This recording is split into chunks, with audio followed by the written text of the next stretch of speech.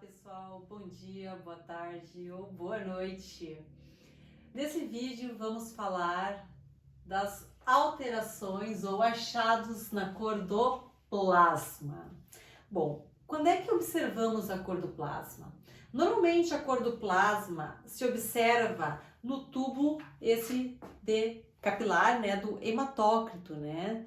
Então, quando se centrifuga o tubo capilar para mensurar o volume globular aglomerado, né, que se denomina a técnica do microhematócrito ou técnica do hematócrito, se separa as hemácias e em cima se obtém o plasma. E é possível então averiguar a cor do plasma no capilar do hematócrito durante a mensuração do hemograma. Também é possível, né, observar a cor do plasma ou até mesmo do soro depois de uma centrifugação, tá? Naturalmente, depois da contração do coágulo numa amostra de soro, podemos observar então também a cor do soro, que se assemelha à cor do plasma, ok? Muito bem. Então, pessoal, para que possamos, né, saber, né, se existe alguma alteração na cor do plasma, a primeira pergunta que devemos fazer é: qual é a cor normal do plasma? Bom, aí depende do quê? Depende da espécie, né? Então, aquelas espécies, né, que são denominadas de carnívoras, né, que ingerem carne, elas tendem a ter um plasma de uma cor, né, praticamente incolor, tá? É um plasma, um amarelinho muito sutil, né, muito tênue. Então, o plasma sempre ele é transparente, né? E um amarelinho bem sutil em carnívoros, ok? Porém, nos herbívoros, né? Já tende a ter uma cor mais puxando para o alaranjado, aqueles herbívoros que estão estabulados. Agora, os herbívoros que estão em pastoreio, né? Ingerindo forragens, principalmente forrageiras de períodos de primavera, né, com bastante carotenos, né, xantofilas, esse plasma tende a ser bastante alaranjado devido a essa presença, né, dos precursores carotenoides e das xantofilas. Então, esse plasma amarelado é normal em herbívoros, né, em ruminantes, em equinos, né. Olhem a diferença aqui do plasma, né, de um canino para um plasma de um herbívoros. Então, se usa inclusive, né, a cor do plasma dos herbívoros para ver, né, o status da vitamina A, já que lembrem que os carotenoides são precursores da vitamina A, ok? Então é normal essa cor alaranjada nos herbívoros, enquanto que os carnívoros é normal essa cor aqui, né, praticamente incolor, né? Ambos deveriam ser transparentes. Lembra que o plasma é transparente, né? Ele é translúcido, ok? Muito bem. Vamos agora comparar essa outra amostra aqui, pessoal. Então, vemos aqui a cor do plasma de um carnívoro, a cor do plasma de um herbívoro, esse alaranjado. E aqui temos outro plasma, que se vocês veem, ele puxa para um esverdeado, ok? E aqui um esverdeado. Essa cor puxando para o esverdeado, um verde, né, quase que fluorescente, essa cor aqui não é normal. Tanto um carnívoro com uma cor assim, como um herbívoro, fica um pouquinho mais difícil no herbívoro, porque existe sobreposição, né, da cor alaranjada com a cor esverdeada, tá? Então, essa cor esverdeada, né, ela indica o quê? Um plasma ictérico, né, uma icterícia nesse animal. Então, o plasma ictérico, né, ele pode acontecer, né, em cavalos com jejum prolongado, que aumenta a bilirrubina e as mucosas do equino ficam ictéricas, assim como o plasma fica ictérico em equinos com jejum. Porém, nas outras espécies, esse plasma ictérico, né, ou icterícia, né, ela se dá em alterações de tipo hemolíticas, né, que são alterações denominadas de pré-hepáticas, uma icterícia pré-hepática. né, que se dá basicamente por processos de hemólise, que podem ser, né, desde parasitas que levam a uma hemólise, ok? Podem ser por alguns quadros de intoxicações, que também podem levar a hemólises, ok? Também alterações hepáticas, né? Tanto alterações hepáticas que podem ser produzidas por tóxicos hepáticos, ok? Pode ser também bactérias, por exemplo, a leptospirose pode levar, né, a um quadro de icterícia, né, de origem hepática. Temos alguns vírus, né, de hepatite que provocam, então, essa icterícia, tá? Quadros severos, crônicos, né, de cirrose pode levar a uma icterícia de origem hepática também. Por exemplo, a intoxicação que se dá, né, pela intoxicação pela Maria Mole, né, o senécio, né, provoca uma cirrose hepática. Também alterações de origem pós-hepáticas, por exemplo, as colestases, né, obstruções de canalículos biliares, podem levar então a um plasma ictérico, ok? Todos eles então levam a esse plasma da cor esverdeada. Bom, outra alteração que observamos na cor do plasma são os plasmas que têm cor avermelhada, né? Os plasmas que constituem uma cor avermelhada se denominam então de plasmas hemolisados, tá? Então o plasma pode ter uma cor, né, levemente avermelhada, assim. Deixa eu pegar aqui um plasma, voltar o plasma do canino. Ó, comparem que ele tem uma cor levemente avermelhada, numa hemólise aqui bastante leve, né?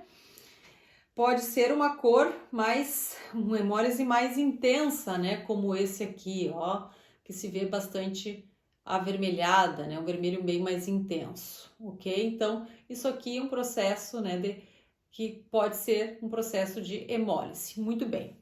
A hemólise, pessoal, ela tem que ser diferenciada, né? Porque normalmente a cor do plasma hemolizado, ela ocorre devido a um processo de hemólise in vitro, ou seja, algo que acontece fora do animal.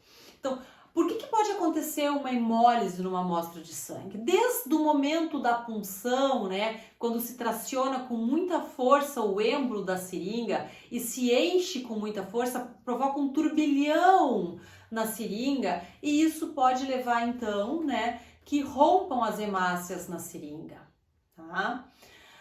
Outro aspecto, depositar com muita força, né, o sangue no tubo, né, isso pode romper hemácias. Com bastante frequência no transporte do tubo de sangue, quando se coloca no gelo. Lembre que o gelo, né, ele congela as células e quando essas células descongelam, elas rompem. E isso provoca uma hemólise, né, uma ruptura, então, dos eritrócitos, liberando hemoglobina que dá essa cor avermelhada ao plasma.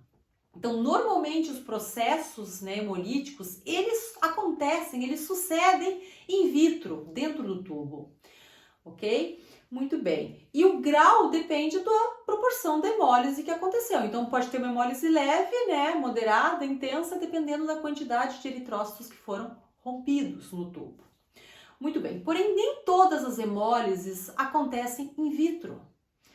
Existem algumas hemólises que acontecem in vivo, ok? E essas hemólises que acontecem em vivo, a gente pode observar desde um plasma, né, com uma hemólise assim, algo leve, tá? Ou podemos encontrar o plasma assim, que ele não está vermelho, ele está de cor acastanhada, tá? De fato, há vários casos, né, de hemólises intravascular, porque sempre que se observa uma hemólise em vivo, essa hemólise, ela tem que ser intravascular. Tá? Porque a extravascular, a hemoglobina é retida no sistema retículo endotelial fagocitário. Então, quando houver uma hemólise em vivo, né, que a gente obtém a amostra e essa amostra sai hemolizada, muitas vezes a cor do plasma é acastanhada, ok? Então, a gente observa com uma certa frequência o plasma também é castanhado em quadros hemolíticos intravasculares, tá? Isso pela oxidação, então, da hemoglobina. ok? Então, o que pode levar a uma hemólise in vivo, né? Que o animal tem uma crise hemolítica intravascular. Bom, existem inúmeras causas em animais, né? Uma leptospirose, né, em qualquer espécie mamífera pode levar a um quadro de hemólise. Tem alguns serovários que são, né, mais hemolíticos. Por exemplo, intoxicação por cobre, né, em ovinos. Vocês também podem encontrar em quadros, né, de tristeza parasitária bovina, né, principalmente a Babesia bigêmina, provoca bastante, né, essa ruptura de eritrócitos, né, nos bovinos. E aí vemos a cor do plasma realmente muito castanho, tá? Os leptócitos também podem levar a uma cor do plasma avermelhada. Não significa que o plasma esteja hemolizado quando existe presença de leptócitos. Eles têm menor tamanho, consequentemente, eles ficam junto com o plasma, e quando se centrifuga, tá? A gente muitas vezes vê daí sim, na centrifugação aqui do microtubo, tá? A gente vê sedimentando os eritrócitos e fica mais límpido então o plasma. A última alteração que se observa da cor do plasma é um plasma que tem uma cor leitosa, branco leitosa, tá? Então vamos pegar umas amostras aqui e vamos voltar então. Vamos pegar a amostra do canino, aqui a cor do plasma do canino como base, e vamos pegar aqui uma amostra que tem uma cor leitosa. Vocês veem que ela perde, né, a transparência quando ela fica leitosa, tá? E ela puxa então para um esbranquiçado. Aqui é um processo, né, de lipêmico, um plasma lipêmico, uma lipemia leve, tá? Porém, existem alguns casos, né, que se observa uma lipemia muito mais intensa, ok? Que fica realmente leitosa a amostra, um branco leitoso. Tá? Aqui, ó, outra. Tá? Então, esse branco leitoso se observa em quadros de lipemia. Agora, por que pode acontecer uma lipemia? A lipemia, pessoal, pode acontecer fisiologicamente, né, devido a uma ingestão de gordura. Então, vocês vão ver uma lipemia, né, pós-prandial, depois da alimentação, em carnívoros que ingerem muita gordura na dieta. Em humanos também é bastante frequente a lipemia pós-prandial, né? Lembrem que a gordura se absorve, né, principalmente lá pelos vasos linfáticos no intestino, chegam lá no nível, né, do ducto torácico na cava, desemboca, né, na cava e mistura com o sangue venoso, distribui por todo o corpo. Então, quando se faz uma coleta venosa, é bastante frequente se observar a lipemia pós-prandial. Por isso, sempre se recomenda obter-se uma amostra de sangue com o animal em jejum, de 12 horas, né? Para que a gente evite esses quadros, né, de alteração das análises devido à composição do plasma, tá? Que pode estar com gordura. Agora, os processos patológicos de lipemia, né, envolvem pancreatite aguda, né, comum em caninos. Essa pancreatite aguda pode levar a uma lipemia bastante intensa, e há algumas endocrinopatias, como por exemplo, né, o hipotireoidismo pode levar a uma lipemia em caninos. Diabetes mellitus também pode levar a uma lipemia, ok? E o hiperadrenocorticismo também pode levar a lipemia. Eventualmente, né, o plasma ele pode ter essa cor assim, né, que é o leitoso com vermelho, né, uma hemólise junto com o processo de lipemia, né, a cor do quick, né, aquele quick, já não sei se quick de morango. Então, pessoal, vimos alguns achados aqui da cor do plasma que são importantes para o diagnóstico de várias alterações que acometem os animais domésticos, que ajudam em direcionar no diagnóstico, ok? Bom descanso a todos vocês, beijo no coração de cada um e até o próximo vídeo. Tchau, tchau!